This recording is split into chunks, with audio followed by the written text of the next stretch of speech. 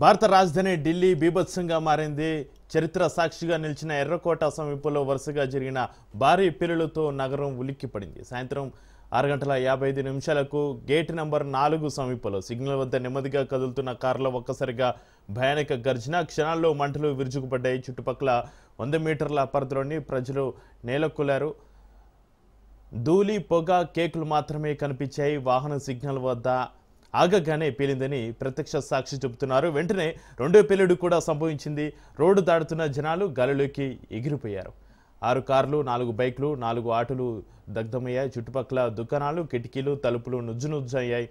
ఈ ప్రమాదంలో మొత్తం 11 మంది చనిపోయినట్టుగా తెలుస్తుంది. వారిలో 8 మంది ఆసుపత్రికి తరలించే లోపే ప్రాణాలు కోల్పోయారు.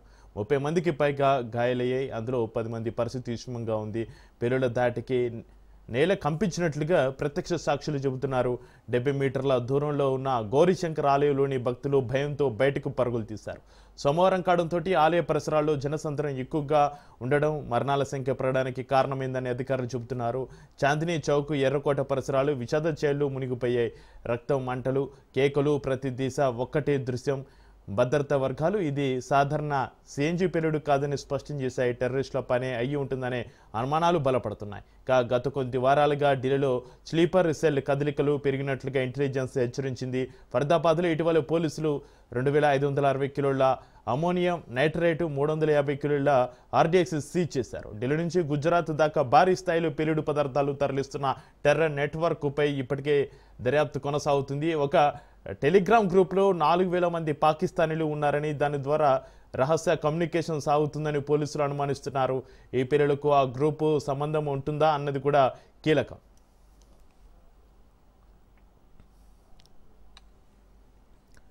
రైట్, ఇక ఈ పేలుళ్లకు సంబంధించి మనతో మాట్లాడడానికి ప్రముఖ రాజకీయ విశ్లేషకులు పుల్లారావు గారు మనకు అందుబాటులో లైవ్లో ఉన్నారు. పుల్లారావు గారు నమస్కారం అండి. పుల్లారావు గారు, బీహార్లో పోలింగ్ వేళ ఢిల్లీలో ఒక భారీ పేలుడు సంభవించింది. ఈ పేలుడిని ఏ విధంగా చూడాలి? రాజకీయంగా దేశవ్యాప్తంగా అల్లరు సృష్టించడానికి జరిగిన పేలుడా లేక ఉగ్ర కుట్రన? దీన్ని ఏ విధంగా చూడాలి? ఇది ముమ్మాటికి ఉగ్ర కుట్ర అని కూడా విశ్లేషణలు అయితే సాగుతున్నాయి. పుల్లారావు గారు, ఇప్పుడు already central agencies, intelligence agencies వాళ్ళు ఆ లీక్ వచ్చింది.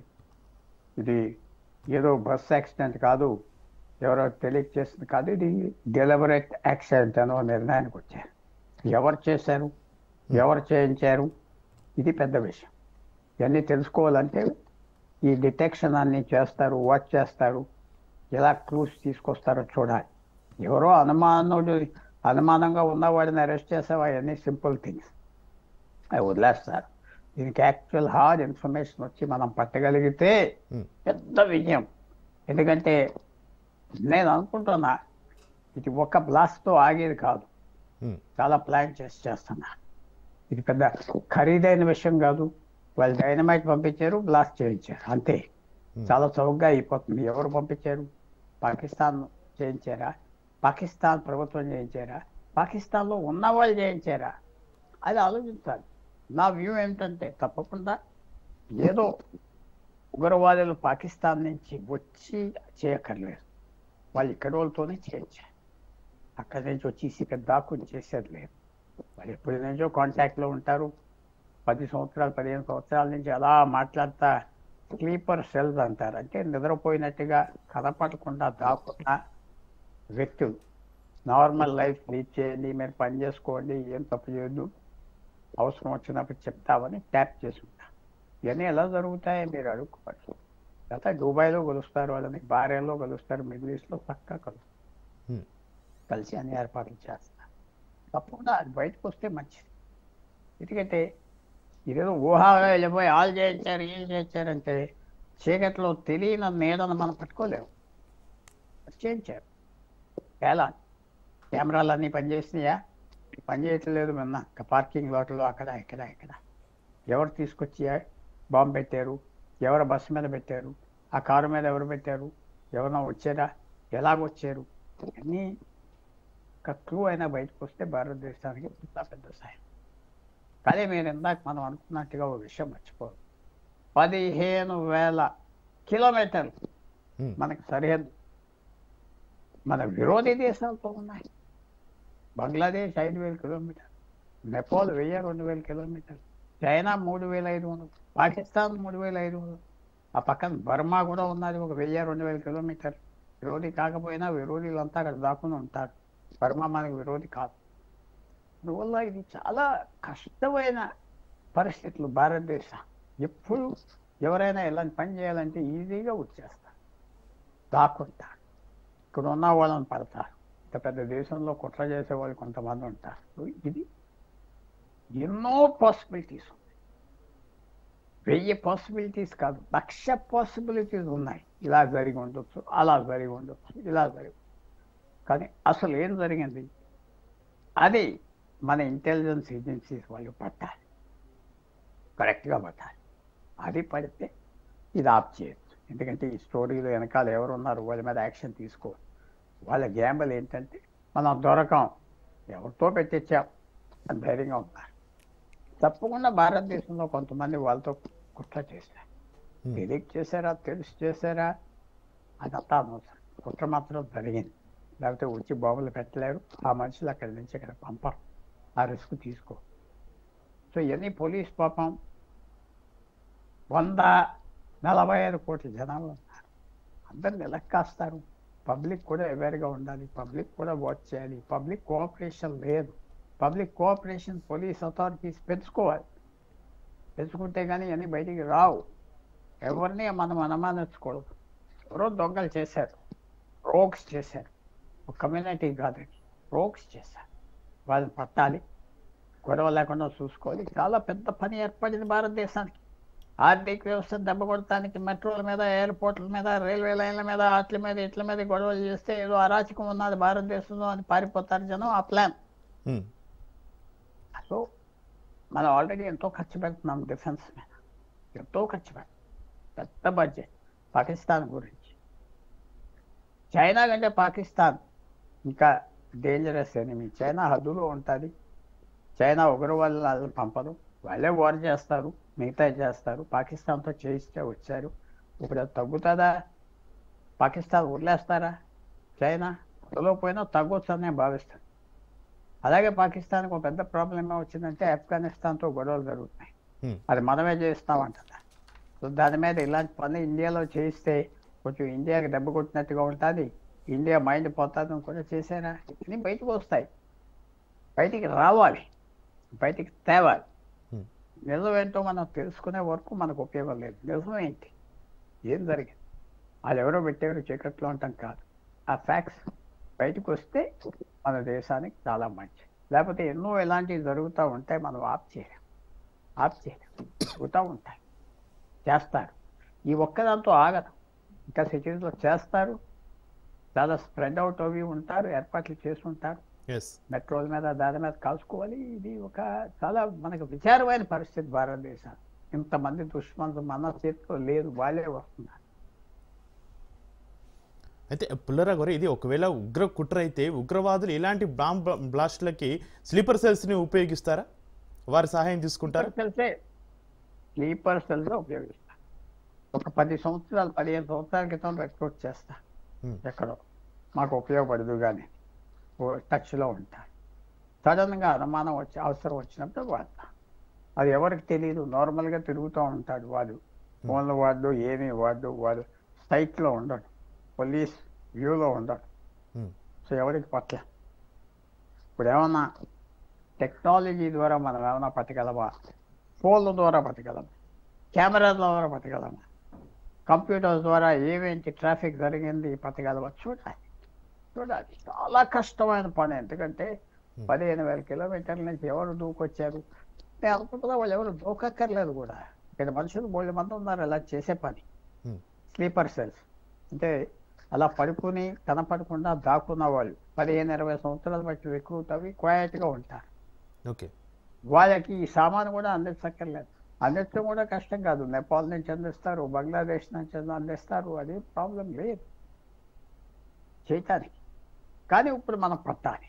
ఛాలెంజ్ ఏమిటంటే పట్టకపోతే ఇంకెలా చేస్తా పోతారు. రేపు ఎల్లుండి అవతల గొడవ చేస్తారు, బొమ్మలు పేలుస్తారని మనం ఊహించాలి. లెక్క చేస్తారు, ఎలా చెప్తారు మీరు? లెక్క చేద్దామని ఆ ప్లాన్ వేసుకుంటే ఎలాగ ఆప్ చేస్తారు? ఆల్రెడీ డైనమైట్ అక్కడ పెట్టేసి ఉంటే, ఎక్స్ప్లోజివ్స్ పెట్టేసి ఉంటే ఏం చేస్తారు? టైమర్ నొక్కుతారు అవసరం వచ్చిన. సో ఏ విధంగా గవర్నమెంట్ మొబిలైజ్ చేస్తుంది? 1,00,000 కిలోమీటర్ల రైల్వే ట్రాక్ ఉన్నది దాదాపు. ఎలా కాపాడతారు? అవన్నీ ఇప్పుడు పెద్ద పని గవర్నమెంట్. మర్చిపోవడానికి వీల్లేదు. ప్రజల్ని ఎలక్ట్ చేయాలి. ఇది ఒక సెట్బ్యాక్ కాదు. మన యుద్ధంతో ఇలా జరుగుతూ ఉన్నది పాకిస్తాన్లో ఉన్న కొంతమందితో, గ్రూప్స్తో. సో ఇది మనం ప్రిపేర్ అయి ఉండాలి. వాళ్ళు మనకు చేశారంటాం కరెక్ట్ కాదు. మనం రెడీగా ఉండాలి. మనం కొంచెం కొద్దిగా ఫెయిల్ అవ్వే విషయంలో అనుకుంటాను. ఎందుకంటే టెక్నాలజీ, ఆ కెమెరాస్ పనిచేసినాయి రోడ్డు మీద, వాచ్ చేస్తారు. అంటే అది తొందరగా రాదు, ఇంకొక రోజు పడుతుంది. అన్నీ రివ్యూ చేసి సస్పిషియస్ బిహేవియర్ చూసి పడతాయి. పడితే మాత్రం, దొరికితే మాత్రం అసలు చెప్పని ఆనందం అంట. ఎందుకంటే ఒక డాక్టర్ ఒక జబ్బుని, ఒక శరీరాన్ని చూస్తున్నప్పుడు డయాగ్నోస్ చేసి డిటెక్ట్ చేస్తేనే కదా వాడికి ట్రీట్మెంట్ ఇవ్వగలరు. చేయాలి కదా. సో మనకి ఎవరు చేశారో తెలుసుకుంటే సగం ప్రాబ్లం అయిపోయి. అది అవుతుందా అవదా మనం చెప్పలేము. వాళ్ళు ఎంత క్లెవర్గా వచ్చారు, ఎంత క్లెవర్గా చేశారు రోజు రోజుకి మనకు తెలుస్తాయి. లేకపోతే ఎక్కడైనా మిస్టేక్స్ చేస్తే దొరికిపోతారు. చూడాలి.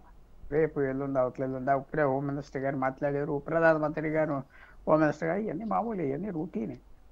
చేసేది పోలీస్ ఫోర్సు, సెంట్రల్ ఏజెన్సీలు. దీనికి వాళ్ళు ఏం చేశారు, ఎక్కడ తప్పు చేశారు, ఎలాగొచ్చారు అన్ని క్యాల్కులేట్ చేస్తారు.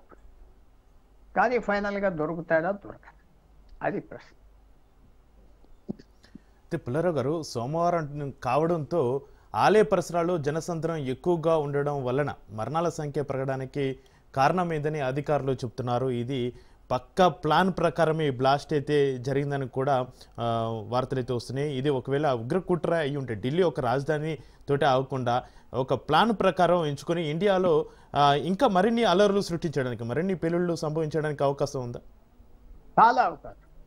అదే చేస్తారని మనం కూడా ఎదురుతాం. ఈ ఒక్కదాంతో ఆగరు. రేపటి నుంచి డ్రమాటిక్గా చేస్తారని గవర్నమెంట్ కూడా ఎలర్ట్ ఇస్తే ప్రిపేర్ అవ్వంటారు ప్రజలు. దీంతో అవ్వలేదు. చాలా అలర్ట్గా ఉండాలి. అక్కడక్కడ చేయబోతున్నారు, మేము ట్రై చేస్తున్నాం చెప్పాలి. ఇప్పటి వరకు ఆ మాట రాలేదు. ప్రభుత్వం చెప్పాలి. చెప్తే అలర్ట్ అవుతాయి. లేకపోతే రేపు 5 చోట్ల 10 చోట్ల పేలితే జనం అయోమయం అయిపోతారు. సో వార్నింగ్ ఇవ్వాలి. ఇది ఎక్కడైనా చేయడానికి రెడీగా ఉన్నారు. ప్రజలు కేర్ఫుల్గా ఉండాలి, వాచ్ చేయాలి, మాకు చెప్పండి, మొబిలైజ్ చేసి వాళ్ళు చేయటానికి వచ్చారని చెప్తే ఫ్యాక్టర్ అయిపోతుంది. అది జరిగినప్పుడు అంత ఇంపాక్ట్ ఉండదు సైకలాజికల్. ఏమి అవ్వదు అంటే చిన్న పదవినా అలరైపోతారు. సో అది గవర్నమెంట్ చేస్తున్నారా అంటే చేయట్లేదు. అప్పుడు వాళ్ళ స్ట్రాటజీ ఏంటో మనకి ఇంకా బయటికి రావట్లేదు. ప్రభుత్వం అంటే పుల్లారావు గారు, ఇలాంటి టైంలో ప్రభుత్వం ఎలాంటి చర్యలు తీసుకోవాలి, ప్రజలకి ఎలాంటి అవగాహన కల్పించాలి, ఎలాంటి ఎమర్జెన్సీ తీసుకురావాలంటారు? ఫస్ట్ ఆఫ్ ఆల్ ప్రజలకు చెప్పాలి, చాలా ప్రమాదమైన పరిస్థితి. మన దేశానికి ఎంత బార్డర్ ఉన్నది, 15,000 కిలోమీటర్లు ఉన్నాయి. మన దేశం చుట్టూరా విరోధీలు ఉన్నారు. మనం కొనుక్కోలేదు విరోధం, వాళ్ళే తీసుకొచ్చి మన నెత్తి మీద పెట్టారు. అందరూ జాగ్రత్తగా ఉండాలి. దీంతో ఆగదు. 10 చోట్ల 50 చోట్ల చేస్తారు. మనం ఆఖరికి పట్టేస్తాం, ఆఖరికి సాధిస్తాం. అది జాగ్రత్తగా ఉండండి. ఇది దీంతో ఆగేది కాదు అని చెప్పాలి. తర్వాత పబ్లిక్తో ఇంటరాక్షన్ ఎక్కువ చేయాలి. పబ్లిక్ మీరు ఇన్ఫర్మేషన్ ఇవ్వండి, మీరు సాయం చేయండి, రివార్డ్స్ ఇవ్వాలి, అన్నీ ఇవ్వాలి. పబ్లిక్ ఇన్వాల్వ్మెంట్ ఉండాలి. పబ్లిక్ ఎతకటం మొదలు పెట్టాలి మైండ్తో అయినా. అది చేయాలి. అది ఇప్పటి వరకు అలాంటి చేయలేదు. కొంచెం సాఫీగా ఏమవుతుంది అనుకుంటున్నారు, ఇంకో అనుకుంటున్నారు. ప్రభుత్వాలు ఎంత తెలివితేటలు ఉండదా, మంత్రులు ఎంత తెలివితేటలు ఉండదా తప్పులు చేస్తూ ఉంటారు. వాళ్ళు సలహాలు తీసుకోవాలి, చేయాలి. పబ్లిక్ పార్టిసిపేషన్ చేయాలి. పబ్లిక్ కలపాలి. కలుపుతారని నేను ఆశిస్తున్నా. చూద్దాం. వాళ్ళకి ఏం తెలియదంటే మన తప్పు. ప్రభుత్వం ఏం చేస్తారు, రేపు ఎల్లుంటిలో పట్టేస్తారా? ఎందుకంటే గ్యారెంటీగా ఇంకా చాలా ప్లేసులు చేస్తారు. ఆగే పేరు వాళ్ళు ఒక బ్లాస్ట్తో ఆగుతారంటే నేను నమ్మట్లేదు. ఎక్కువ బ్లాస్ట్ చేస్తారు, ఎక్కువ చోట్ల చేస్తారు. సో ఇది ఎవరు చేశారో పడితే ఇది ఆగిపోతుంది. ఎవరు చేశారో పట్టినంత కాలం చేస్తారు. వాళ్ళు కూడా వాచ్ చేస్తారు. సెంట్ కరెక్ట్గా వెళ్తుందా, గవర్నమెంట్ పట్టేస్తారా, ఎలా తీసుకుంటున్నారు అన్నీ వాచ్ చేస్తారు ఆ విరోధీలు. సో ఇది ఒక మంచి సిచ్యువేషన్ కాదు, కానీ మనం కొనుక్కున్న సిచ్యువేషన్ కాదు. మన నెత్తి మీద వచ్చిన సిచ్యువేషన్ కాబట్టి మనం బాధపడుకోవాలి. ఇంకా ఎక్కువ చేస్తారని మనం రెడీగా ఉన్నాం. అయితే పుల్లారావు గారు మనం చూస్తున్నాం ఇదే రోజు హర్యానాలోని ఫరీదాబాద్లో ఒక ఇంట్లో సుమారు 2,900 కిలోల పెరుడు పదార్థాలు లభ్యం కావడం ఈ ఘటనపైన పలు అనుమానాలకు తావిస్తుంది. అయితే జమ్మూ కాశ్మీర్కి చెందిన ఒక డాక్టర్ అద్దెకు తీసుకున్న ఇంట్లో ఈ పెరుడు పదార్థాలు దొరకడంతో ఢిల్లీ పెరుడు వెనుక ఉగ్ర కోణం ఉందా అనే దిశ కూడా అధికారులు దర్యాప్తు అయితే ముమ్మరం చేస్తున్నటువంటి పరిస్థితి. ఇది కన్ఫామ్గా ఉగ్రవాదుల కుట్రని కూడా ఒక నిర్ధారణకు వస్తున్నటువంటి పరిస్థితి. అయితే ఇలాంటి టైంలో స్లీపర్ సెల్స్ను అనుమానితులని పట్టుకొని స్లీపర్ సెల్స్ ద్వారా ఈ విషయాన్ని తెలుసుకునే అవకాశం ఉంటుందా? స్లీపర్ సెల్స్ నుంచి సమాచారాన్ని రాబట్టడంలో మనకేమైనా ఉపయోగకరం ఉంటుందంటారా పుల్లారావు గారు? స్లీపర్ సెల్స్ ఎవరో ఎవరికి తెలియదు కదా. వాళ్ళ పేరోల్లో వాళ్ళ రహస్యంగా వాళ్ళ ఏజెంట్స్ ఎవరికి తెలియదు. అందుకనే స్లీపర్ సెల్స్ అంటారు. దొరకటం కష్టం, కనపడటం కష్టం. మనం టెక్నాలజీ ద్వారా, ఎలక్ట్రానిక్స్ ద్వారా, టెలిఫోన్స్ ద్వారా, కెమెరాస్ ద్వారా, ఆలోచన ద్వారా పట్టాలి అంతే. ఒకళ్ళిద్దరు పడితే కరెక్ట్ అయిన వాళ్ళు మిగతాది కూలిపోతారు, అన్నీ చెప్పేస్తారు. ఆ అదృష్టం ఉన్నదా లేదా మనకు తెలియదు. పట్టాలి అంటే ఇంకా ఎక్కడెక్కడ బాంబ్ బ్లాస్ట్లు ఉండే అవకాశం ఉన్న విషయం వాళ్ళ ద్వారా తెలిసే అవకాశం ఉండదంటారా? వాళ్ళ ద్వారా తెలిసే అవకాశం ఉంటుంది. వాళ్ళు ఎవరు పంపించారో తెలిసే అవుతారు. అంతా ఎక్స్పోజ్ అయిపోతాయి. వాళ్ళు పట్టుకునే వరకు వాళ్ళు ఇష్టం వచ్చినట్టుగా చేస్తారు. చాలా ప్రమాదమైన పరిస్థితి భారతదేశం. ఎవరు చేస్తున్నారు, ఎవరు చేయించారు, ఎంతమంది ఉన్నారు అన్నీ బయటికి రావాలంటే పట్టాలి. మరి పట్టకుండా తిరుగుతూ ఉంటారు. ఒకటం కష్టం కూడా, మనం కష్టం. పోలీసుగా చేయరు కదా, ఆలోచన చేసి ఉంటారు. కానీ భారతదేశంలో ఇది పెద్ద ఛాలెంజ్. అది ప్రజలు కూడా అర్థం చేసుకోవాలి. ఇంకా లేటెస్ట్గా గవర్నమెంట్ ఏం అనౌన్స్మెంట్స్ రాలేదు. గంట నుంచి జరుగుతూ ఉన్నది. రాబోయే గంటల్లో, రాబోయే రోజుల్లో ఎవరు చేశారు పట్టాలి. ఎవరు చేశారు పట్టకపోతే వాళ్ళు ఇంకా చేస్తూ ఉంటారు. సో మనం అందరం హోప్ చేద్దాం ఎవరినైనా పడతారు, క్లూ వస్తుంది, information. Right, thank you Pullarao గారు.